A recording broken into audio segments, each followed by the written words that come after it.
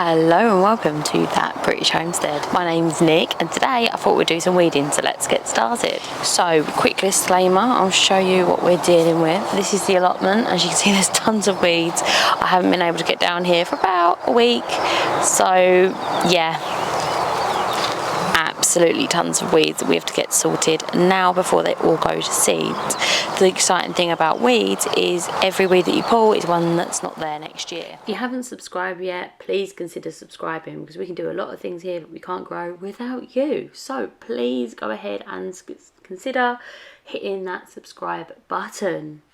Okay, right, so I was challenged to a challenging challenge from Stella from Stella's Vegetable Garden, which is a really good challenge, I personally think. And the challenge is to garden and film 1 hour of gardening, of weeding, I should say, every week to like help tackle the weeds. As you notice, I've got a lot of weeds. I don't want to boast, but I'm incredibly good at growing weeds. Like really gifted. I know, you're all jealous. So I'm going to spend an hour weeding this particular allotment patch. And I do think with the allotments, you kind of like work on one and the other one's looking like, oh my God, it's amazing. And the other one's very weedy. And it's like constantly, so now I'm going to be working on this. And then the other one's in it, super weedy. And then I'm going to go over there and absolutely like smash through that one. And then this one. However, I have to say that the weeding is getting easier. As you probably know, or you don't know if you're new, hello, then I have no dig beds, okay? So all my beds are no dig and I cover them in black plastic to suppress the weeds also. It's kind of working, kind of not working. It is getting there. So this is my newer allotment. My other allotment is a lot, oh my goodness, a lot easier to cultivate than this one. This one has just been like a absolute dock-tastic place to be because there's so many docks and loads of stinging nettles, way more bindweed, like way more bindweed.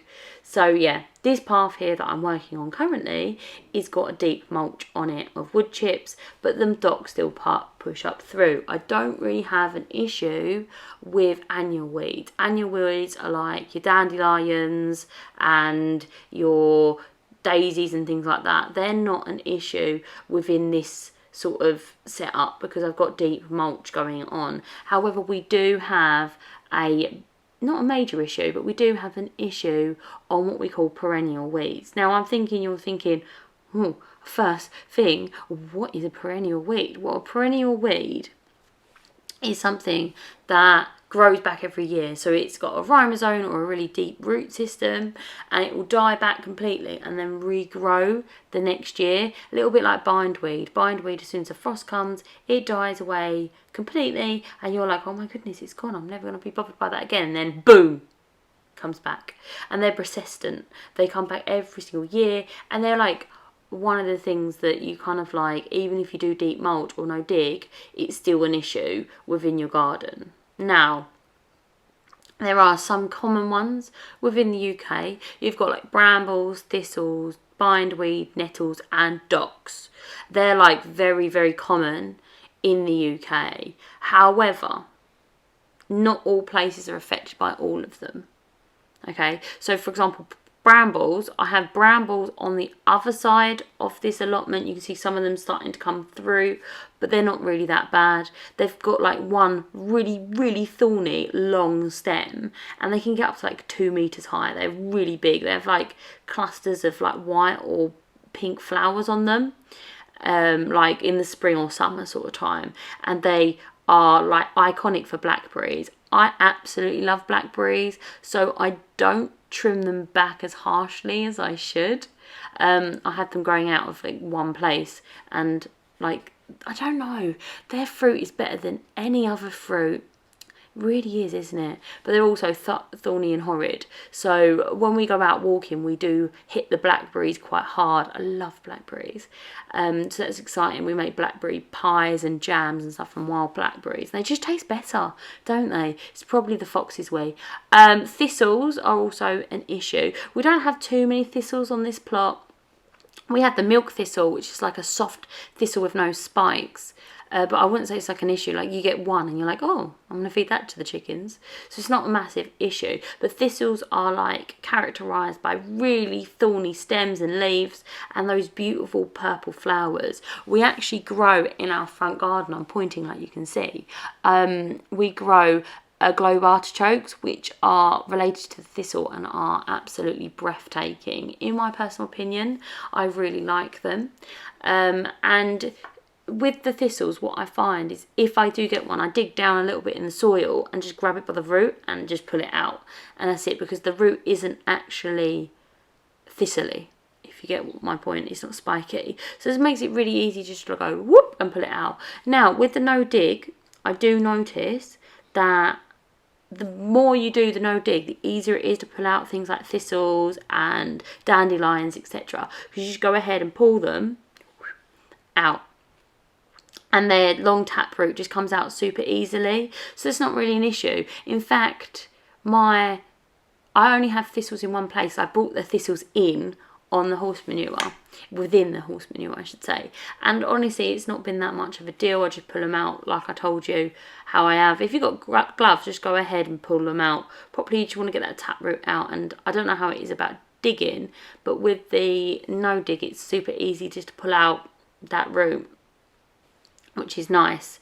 They do spread really easily by the roots, but like I said, you can just go ahead and keep pulling those out. Bindweed. Bindweed's not that bad, okay? It has really beautiful flowers. It's really nice to look at, and if you didn't know what it was, you'd be like, oh my goodness, what a lovely flower. Isn't it nice? It grows all over my fences. But underneath, it's got like these roots, and they kind of turn around and strangle your plants, and they strangle all of the foliage as well with their like vines that they kind of just go everywhere. But they're like super like frustratingly brittle, the root system, so you can go ahead and pull it and it will just snap off. But every time it snaps, it makes a new plant. Wouldn't it be great, right? I was thinking this the last time I was dealing with loads of bindweed, that if you pulled bindweed, right, and it snapped, it just rotted and died. I'd be like, oh my goodness, what a shame. But it doesn't. It kind of like makes it stronger. Every year that I've had the allotment and I've pulled the bindweed, it does get weaker. Doesn't feel like it, because as you can see, right, it looks like it's kind of getting back with vengeance, but it is getting better and better and better, and less of a big issue, the bindweed. I like absolutely smash it every year. I like take up all the black plastic, I pulled out all the bindweed, weaken it, and it does get better. So you're never going to remove the whole thing. It's impossible, because like I said, those fragile roots are just going to snap off. Some people do go ahead and like till the whole entire plot, and they go through with like a fine tooth comb picking out the little bits of bindweed, which does weaken it obviously.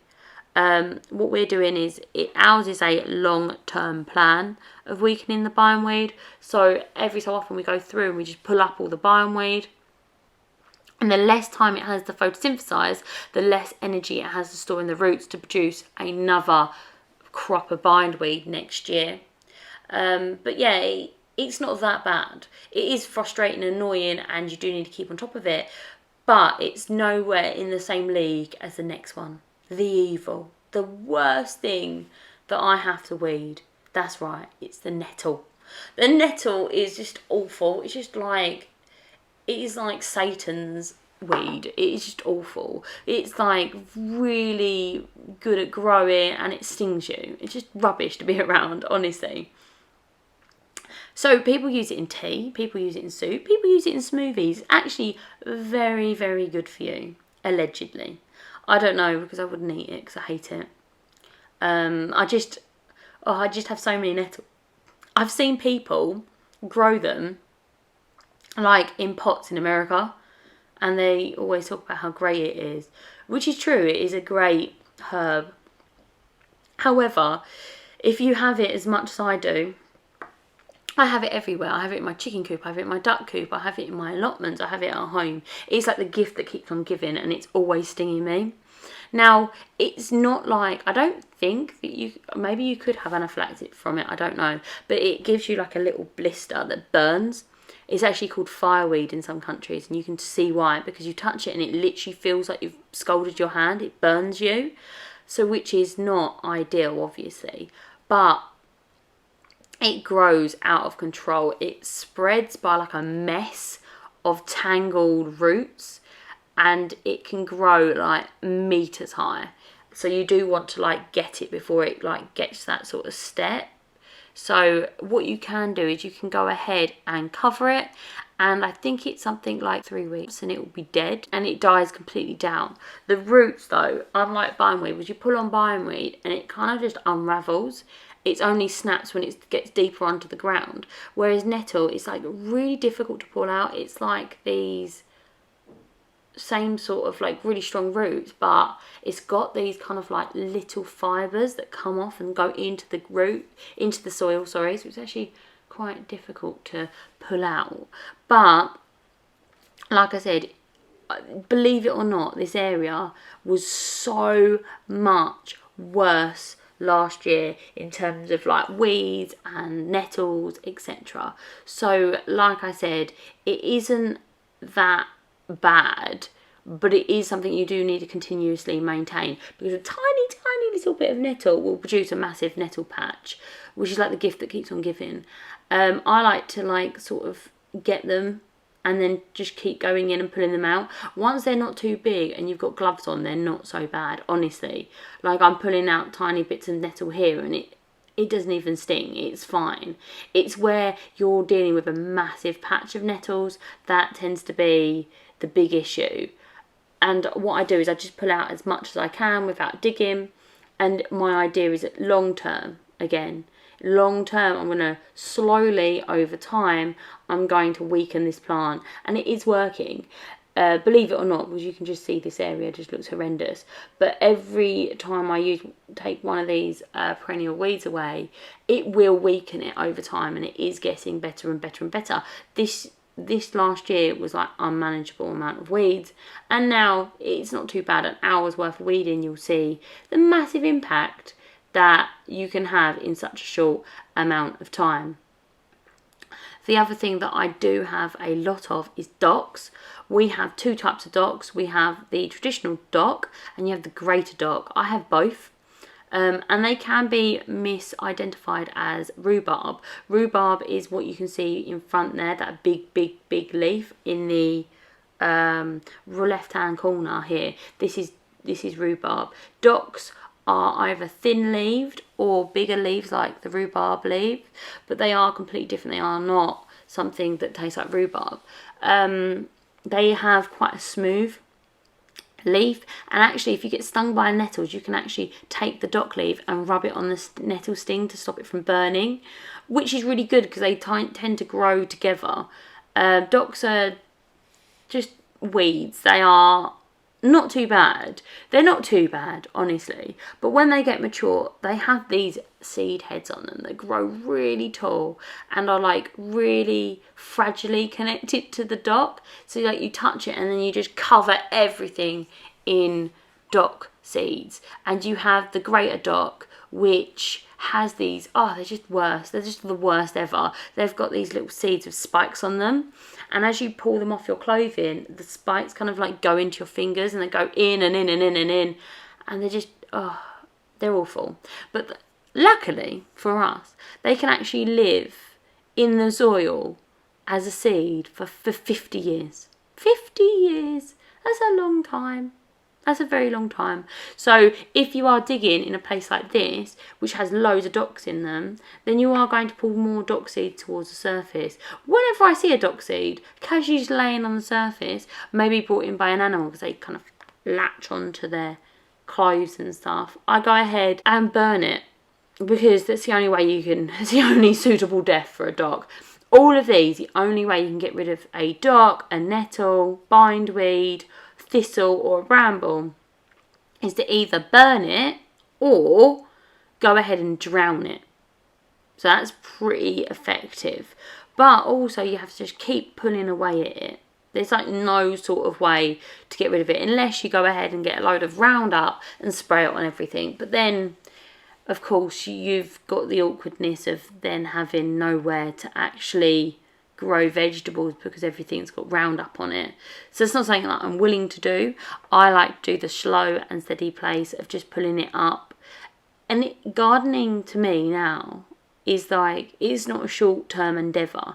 I'm okay just spending a incredibly long time slowly removing things like bindweed, etc. But the rule of thumb is, if you don't want it, make sure you're picking it. And if it is something like a dock, don't let it go to seed.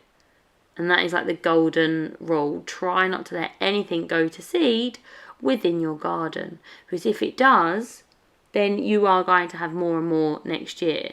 Okay, so the more you pull up, the more that it will be, you know, not so much of an issue. And it's just kind of wading away at that. It's really important not to downplay the importance of weeding, because weeding is actually the main reason why people give up growing their own fruit and vegetables, which is just a crying shame. There's nothing more rewarding, in my humble opinion, that is, than growing your own vegetables. And the reason why I got into growing, or before I got into growing I should say, I was one of those people that couldn't cook at all. And when we had our daughter Jasmine, I didn't really cook at all. I kind of like got things out of packets because it was easier. And when my daughter was 6 months old in the UK, that's when we start introducing solids. And I did baby-led weaning, which is basically giving kids like big chunks of food to like gnaw on. And I was just like, oh, I kind of want to start cooking now. My partner is always like, not like made me cook, but always been like pro sort of having home cooked meals. His mum had home cooked meals, so I started cooking things, and I started like roasting vegetables and things like that, really kind of like basic things. But the more that I got into cooking, the more I got into ingredients. The more I got into ingredients, the more I started looking at my ingredients and wanting better quality ingredients. Now, there is no better quality than growing your own food, even if you go to like the farmer's market. It's just, I don't know if it's like the effort that you put into it or some other factor perhaps, but you not only can you grow it exactly how you want it, but you can grow it with the products you're comfortable with. So for us, we are uncomfortable eating pesticides, herbicides, etc. Not that we're saying they're bad, we're just saying there's a way that we've found that we consider better. It's not saying that it's best for everyone, but it is so empowering, especially like in these times, to have that. So if you are struggling with perennial weeds, know that it will get better. Okay, weeds aren't the end of the world. If you've got a few weeds, okay, you can see that I'm not the sort of person that's going to pretend that I could have just turned the camera off, weeded all day, and then gone, oh look how weed free my garden is. Easy steps to make sure that your garden is weed free. Where in reality, the only thing you can do is mulch, and mulch heavily, and just go ahead and remove the weeds. Now, you don't actually have to sit and pull them. You can use a shrimmer, etc., which works super good on, like, say, grasses and stuff. As you see, I've got couch grass here that I'm pulling out. However, I really quite enjoy pulling them out like bit by bit by bit.